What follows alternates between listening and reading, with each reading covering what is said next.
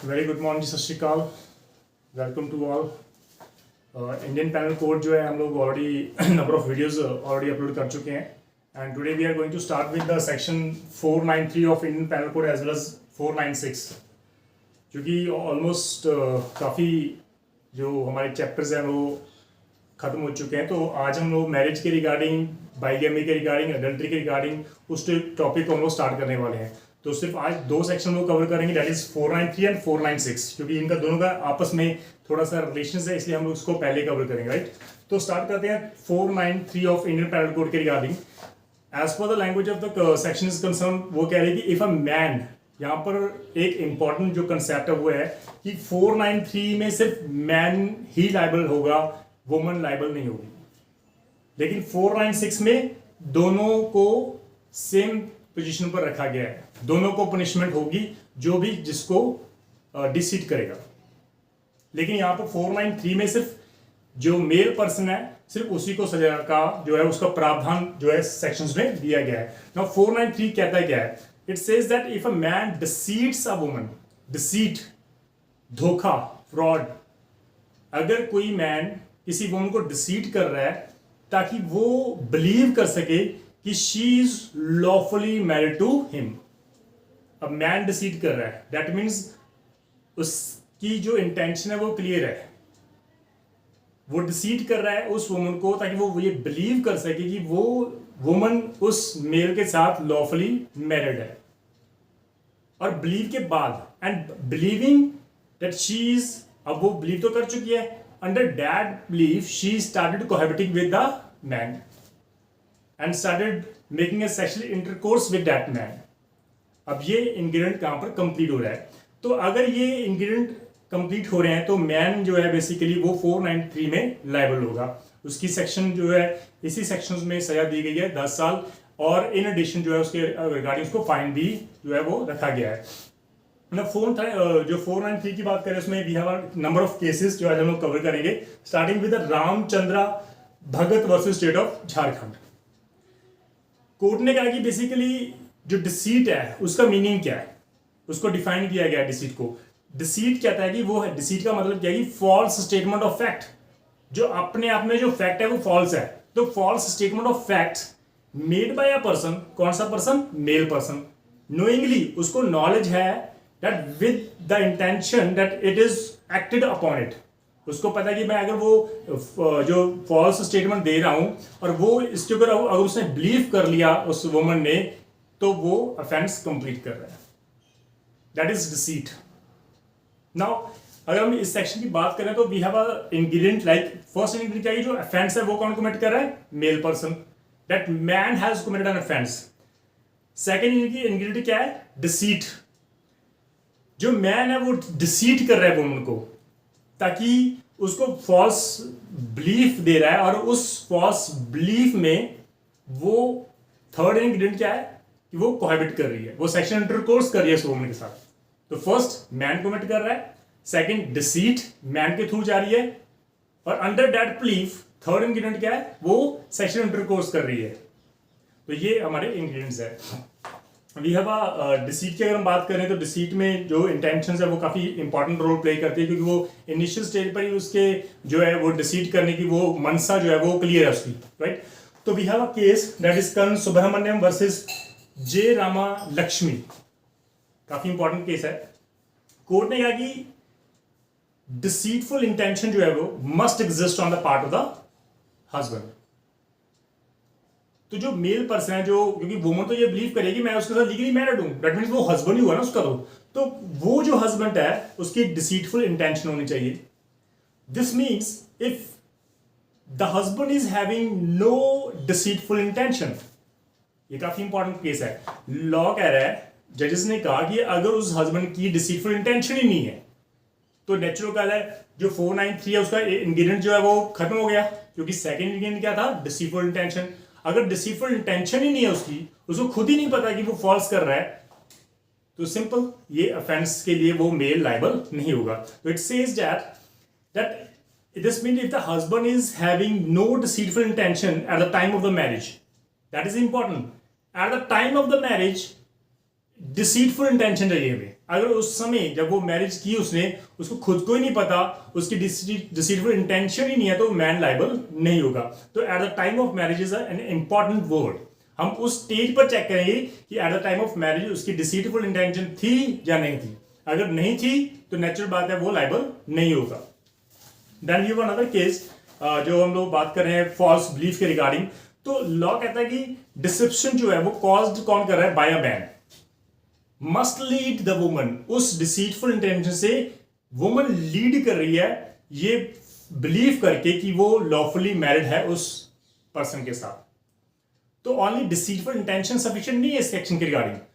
Further act woman की तरफ से भी होना चाहिए। वो बिलीव कर रही है कि हाँ भी वो उसके साथ लॉफुली मैरिड है। अगर वो सिर्फ डिसीट कर रहा है, वुमन को पता ही नहीं है कि वुमन को पता है कि वो जो डिसीट कर रहा है वो मुझे, इंस्टेड ऑफ दैट वो खुद कंसेंट देके, वो खुद कंसेंट दे रही है रिलेशंस के लिए, तो वो मैन लायबल नहीं होगा। तो फर्स्ट वही इसमें जो फॉल्स बिलीफ की बात कर रहे हैं, फर्स्ट डिसीट होना चाहिए। सेकंड, उस डिसीट जो वर्ड बोले, जो रिप्रेजेंट कर रहा है, वो रिप्रेजेंटेशन दी है उसने डिसीटफुल की, उस रिप्रेजेंटेशन के तहत वो woman under that belief physical relations बना रही है। तो ये दोनों इंग्रेडिएंट हमें चाहिए। तो if the husband has put the wife in false belief then he is not liable to be convicted of this offence.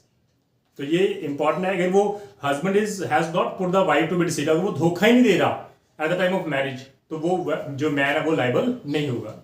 We have another case. Basically ये जो केस है हमारा मोहद्दीन वी कुट्टी हाजी वर्सेस कुनी कोया।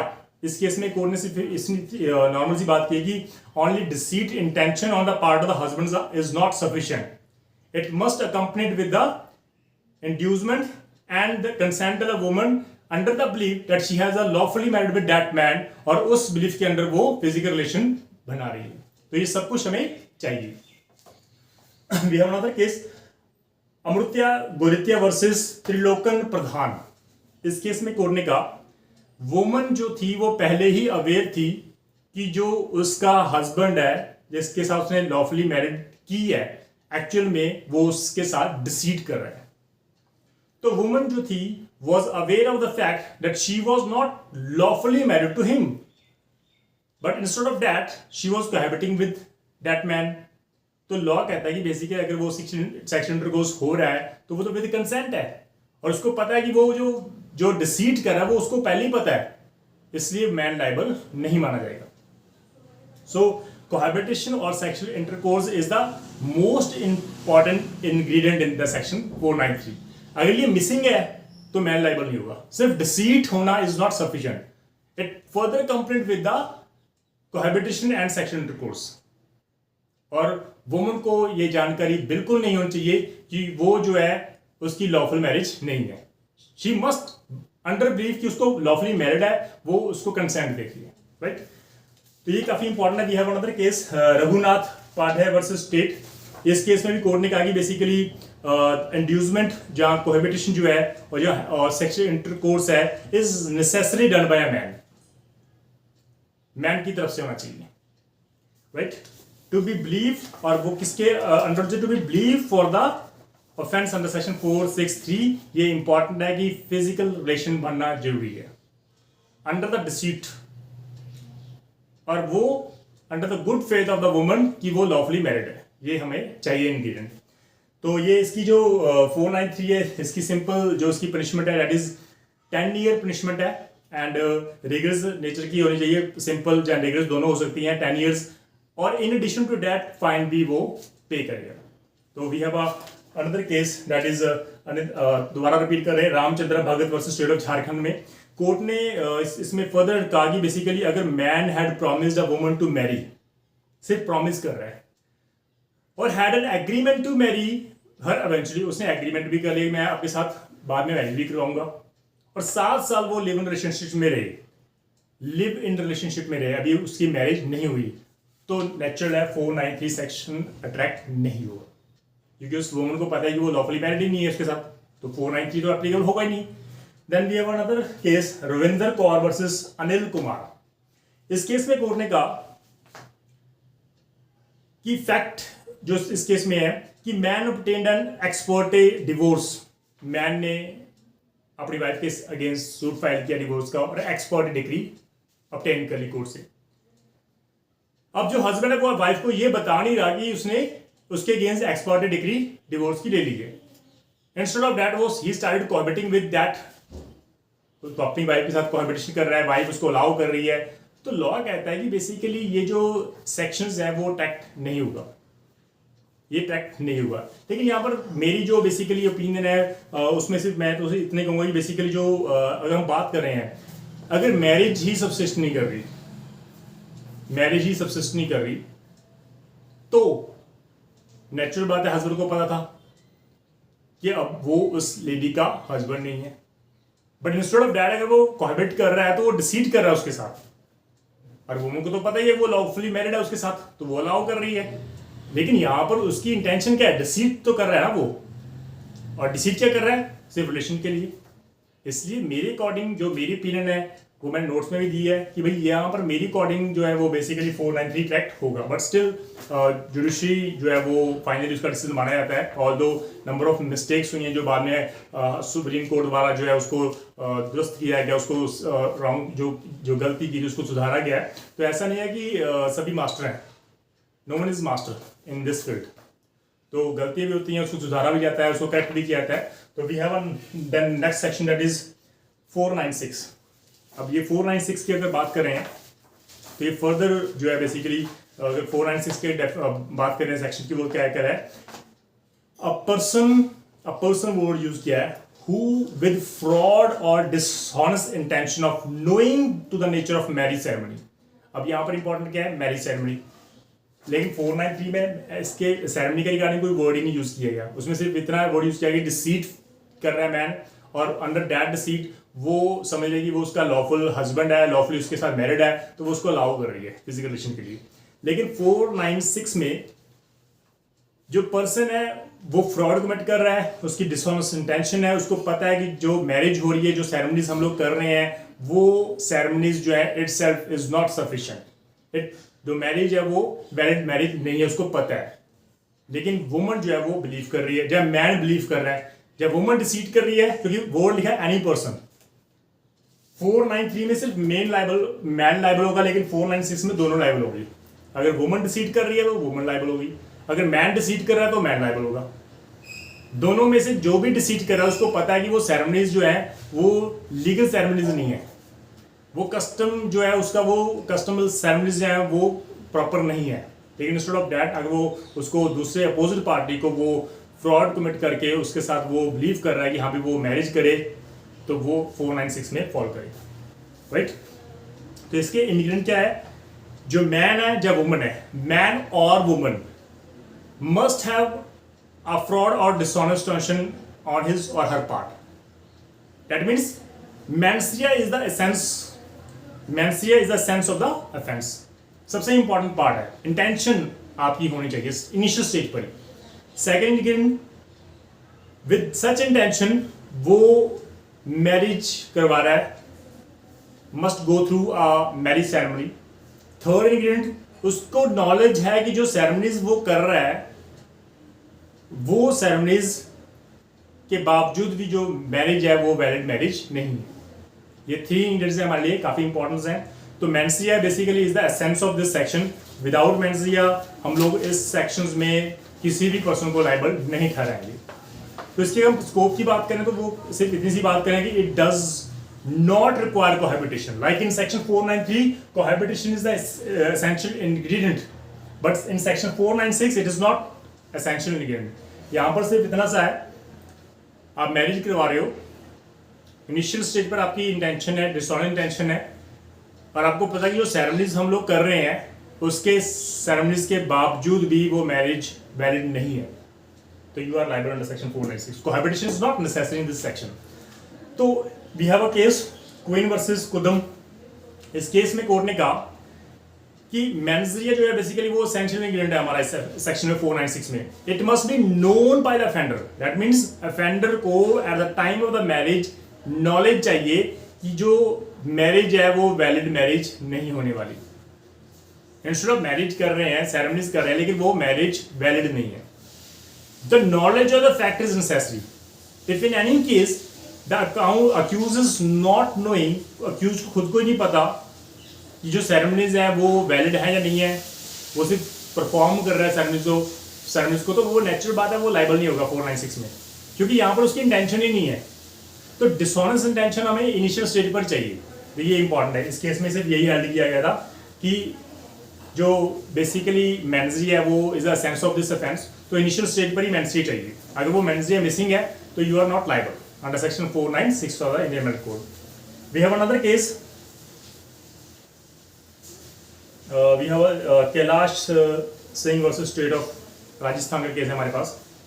कोर्ट ने इसमें कहा दैट अक्यूज जो है basically did a second marriage, accused ने सेकंड मैरिज कर ली, और कब की, जब उसका पहले डिवोर्स हो चुका था लेकिन फर्स्ट अपील पेंडिंग थी, उस डिवोर्स के अगेंस्ट सूट फाइल किया था, अपील फाइल की थी, और अपील वो पेंडिंग थी, और during the pendency of that appeal he solemnised his और हर सेकंड मैरिज। लेकिन सेकंड मैरिज में जो उसका पार्टनर था उसने उसको बता दिया था कि मेरा ऑलरेडी डिवोर्स हो चुका है और अपील पेंडिंग है, right? So he did not conceal the fact from the girl. तो लॉ कहता है बेसिकली ये 496 जो सेक्शन है वो अट्रैक्ट नहीं होने वाला, राइट? क्योंकि इंटेंशन ही नहीं है उसकी, there is no such dishonest intention, mens rea is missing over there, तो you are not liable under section 496। We have another case, Sheikh Akmuddin versus emperor. इस केस में भी कोर्ट ने कहा कि where the marriage ceremony is which is gone through is invalid। आपको पता है कि जो मैरिज सेरेमनीज है वो इनवैलिड है। क्यों इनवैलिड है? By reason of the existence of previous marriage. आप ऑलरेडी मैरिड हो लेकिन आपने सेकंड मैरिज करवा ली, और नेचुरल बात है ड्यूरिंग द, अगर फर्स्ट मैरिज सब्सिस्ट करिए तो सेकंड मैरिज आपकी वॉइड मानी जाएगी। लेकिन जो सेरेमनीज आप परफॉर्म कर रहे हो वो तो लीगल सेरेमनीज है, वो तो एज पर कस्टम आप परफॉर्म कर रहे हो, तो लॉ कहता है वो 496 अट्रैक्ट नहीं होने वाला, सेक्शन 496 जो है वो अट्रैक्ट नहीं होने वाला, क्योंकि इसके लिए सेपरेट सेक्शन बना हुआ है 494 दैट इज बाइगेमी। आप वहां पर लायबल हो गए, ना कि 496 में। तो सिंपल कोर्ट ने कहा कि with a marriage ceremony which is gone through is invalid by reason, invalid by reason है, सिर्फ एक ही रीजन के साथ वो सेकंड मैरिज वैलिड नहीं है। वो रीजन क्या है कि ऑलरेडी आपकी फर्स्ट मैरिज सब्सिस्ट कर रही है, अदरवाइज सेकंड मैरिज वैलिड थी। अगर वो फर्स्ट सब्सिस्ट नहीं करती तो सेकंड मैरिज आपकी ऑलरेडी वैलिड थी। लेकिन क्यों वैलिड नहीं है? क्योंकि फर्स्ट मैरिज सब्सिस्ट कर रही है, एग्जिस्ट कर रही है। तो section 496 shall not be applicable, it is subjected as an offence of bigamy, और it falls under section 494 of Indian penal code. तो दिस इज वेरी इंपॉर्टेंट जो है वो हम लोग बात डिस्कस करें इसके दोनों के रिगार्डिंग। अब जो अगर हम डिफरेंस की बात करें तो 493 और 496 में डिफरेंस क्या है? सबसे इंपॉर्टेंट डिफरेंस, 493 में मैन लायबल होगा, वुमन लायबल नहीं होगी। 496 में दोनों लायबल होगा, जो भी डिसीड करेगा वो लायबल होगा। सेकंड इंग्रेडिएंट, यहाँ पर कोहैबिटेशन इज एन इंग्रेडिएंट जो एसेंशियल है, यहाँ पर cohabitation is not an essential ingredient, ये दूसरी इंपॉर्टेंट बात है। तो ये दो से जो हमारे डिफरेंस हैं दोनों सेक्शंस में, इसको प्लीज़ आप कवर अप कर लेना। और thank you for watching. In case of any doubt please आप कमेंट करके डिस्कस कर लेना। और I also request all the my students की कोई भी जिसको आंसर आता हो वो प्लीज़ उसका रिप्लाई कर दिया करो। And I also congratulate Shubham Kumar, क्योंकि अभी वो इनिशियली बिहार जुडिशरी में उसकी सिलेक्शन हुई है, जिसके रिगार्डिंग मैंने उसको पोस्ट भी किया है। तो नंबर ऑफ स्टूडेंट्स हैं हमारे जो ऑलरेडी जज बन चुके हैं, लेकिन जो शेयर कर रहा है वो उसका मैं उसकी जो आपके साथ जो है वो अपलोड करता हूँ, उसके रिगार्डिंग कोई भी अगर शेयर करना चाहता हूँ तो मैं उसकी सक्सेस को आपके साथ जरूर शेयर करता हूँ। तो थैंक यू सो मच, सत श्री अकाल।